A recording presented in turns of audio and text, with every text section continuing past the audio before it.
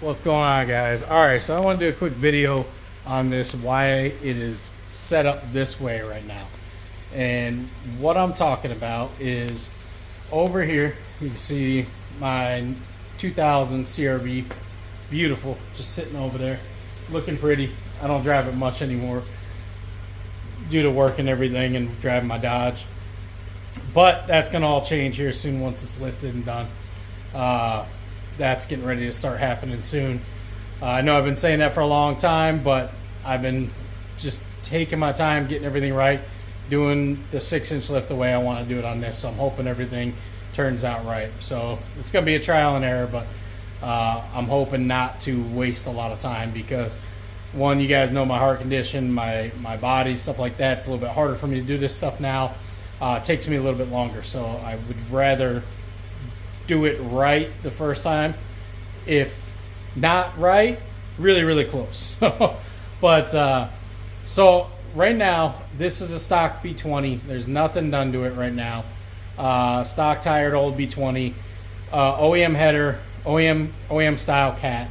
But I do have a Yonaka Catback on there, and I wanted to do the Yonaka Catback for people with just a setup because I have done it before, and a lot of people have done with the header, no cat with a cat, high flow cat, blah blah blah, and how it sounds. Some people may just want to run this setup just because. I will tell you, it cleared up a little bit.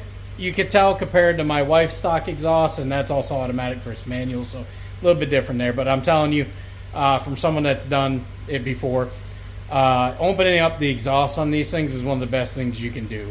Don't listen to all that bullshit everybody says. Honestly, these things respond really well to an intake, a header, a high flow cat, or just a test pipe and an exhaust. It really does open them up. I dynoed with just a few other mods, I think 145 or 148 to all four wheels on all-wheel drive dyno. With my setup, you can go back and look at that. Now, would this one do it? No. This one is as slow as hell right now with not much done to it at all. But soon it will be. Soon it will be boosted. I have everything sitting over there on the shelf. There's just a lot. But as of right now, I wanted to show you guys a sound clip of this, take it for a drive, show you guys what it's like with just the exhaust. It does sound pretty good. It's nowhere near as raspy as with the header and no cat. Even when I put a resonator on there to help the vibrant resonator, it still was kind of raspy on my 99 white one, if you remember. This sounds better for the most part. Not great. I like the OBX sound a little bit better than Yonaka's.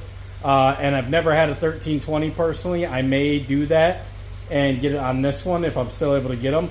And put the Yonaka on my wife's, because I actually did really like the sound clips I heard online of the 1320, but I've never heard it in person. So, but really quick, we're going to walk around. I am going to try to set up. I have no one to hold the camera. I really should get a tripod. I've been saying that forever, and I still haven't. I know. Freaking shun me, whatever you want to do. I need to get one. I need to put some damn money into this channel in time. Something I am trying to do more of a goal for this year. But I'm going to try to prop it up, let you hear the exhaust, and then we're going to take it for a little ride. But let's go check it out. It sounds pretty good in deep tone wide idles. So we'll take a look right where it's idling at right now. Let's see, it's idling right below 1,000. And let's see if you guys can hear that. So it idles nice and quiet. I haven't driven it anywhere. It's been sitting for quite a while, so I'm getting some water out of the exhaust. But let's see if I can get a setup here. Maybe right against my tire. We can get a good video. I don't want to fall and crack my screen. Let's not do that. Okay. Let's get down and see if that's a good video. Yes. Good shot. Alright, hopefully you guys can hear me.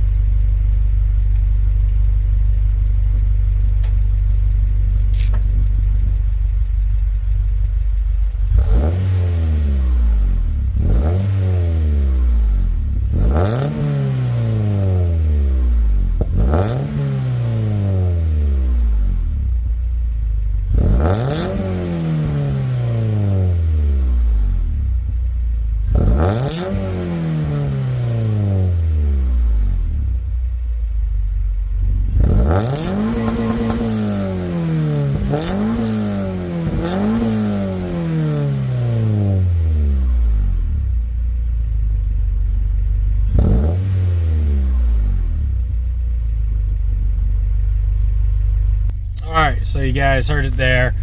She smoked a little bit of blue smoke. She's older. I haven't done anything to this motor.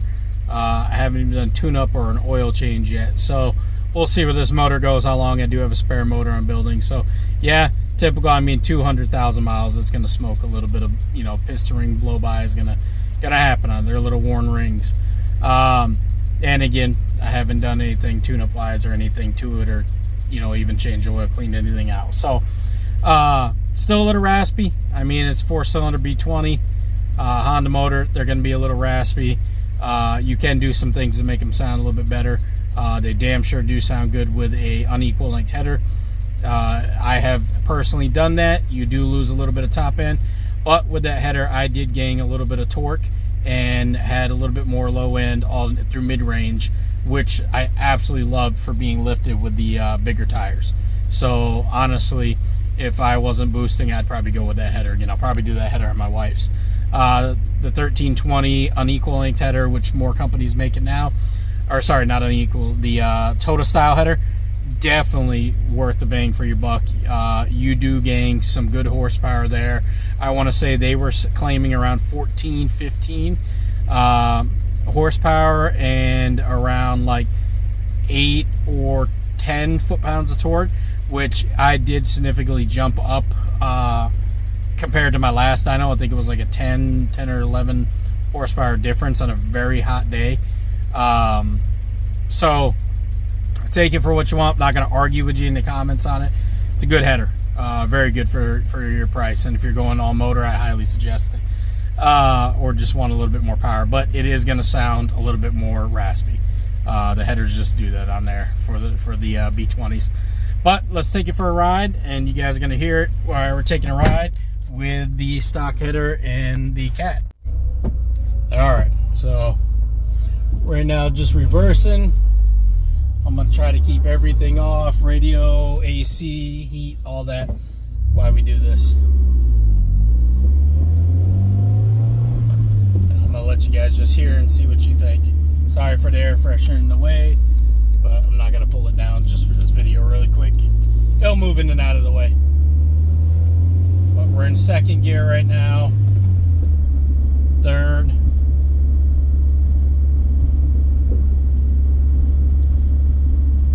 And I have a very noisy valve train. I haven't adjusted valves or anything in here. It's something I need to do in both CRVs. Probably make a video on that. It's a lot of videos on there, but I'd like to have one just in my collection of vids, just so I have it too. Alright, so we're in first right now.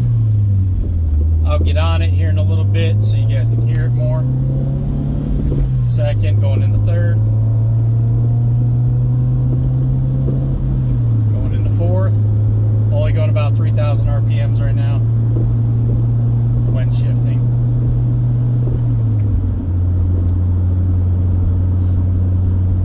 We're in fifth, and we're around 60 miles per hour right now. So I'll let you guys just hear that. I'm going to put cruise on. I'm just going to hear it droning right now. See what you guys think. I personally don't think it's too bad. I like louder exhaust, so this doesn't really bother me too much. But you guys let me know what you think in the comments on how it sounds to you. Sounds like shit.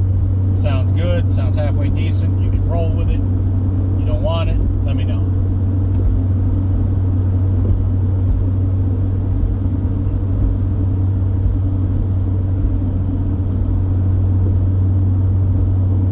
So again, we're still cruising at 60. Cruise is set. Just rolling.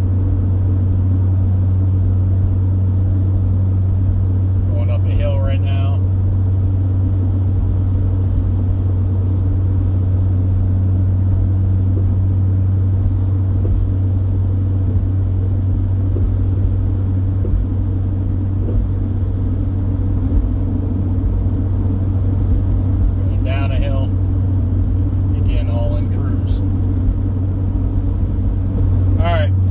Soon you'll hear me downshift here. We're gonna turn around and get on it. I'll get on it with all the windows up, and then with cabin noise probably really loud, but I'm gonna roll the windows down just see if you can hear how it sounds. So hopefully I can turn around here and no problems. Alright, so downshifting into fourth. Third. Second. And we'll slow down getting the first here. Alright, so I'm going to take off here. We're going to gun this slow turd.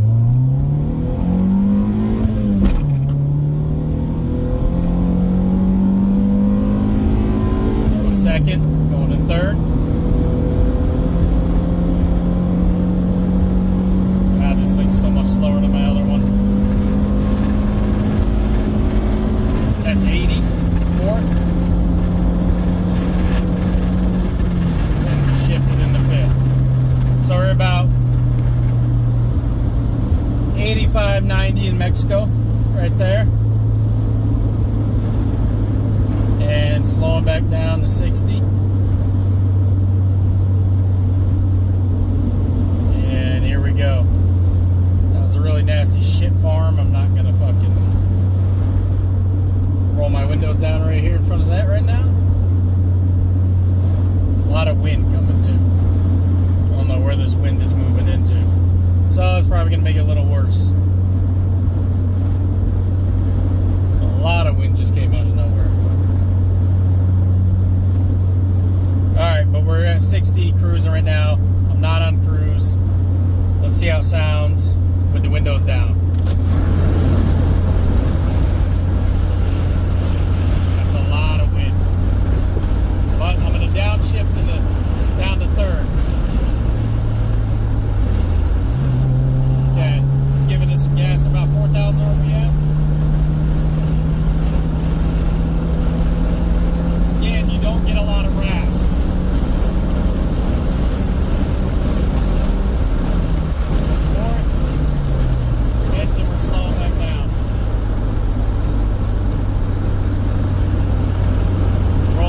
Back up.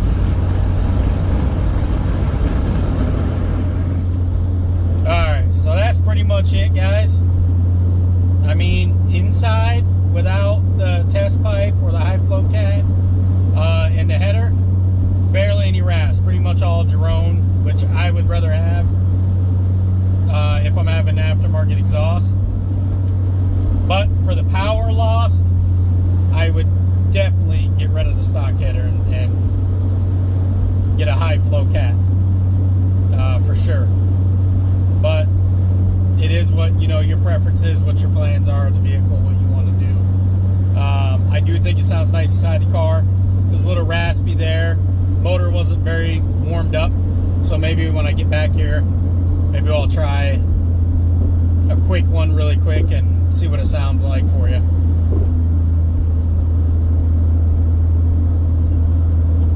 Alright, we're downshifting, slowing down.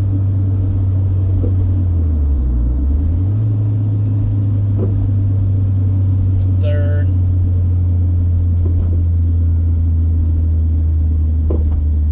Hear my clunking there. That's something I gotta fix here soon. Sway bar links clunking all around.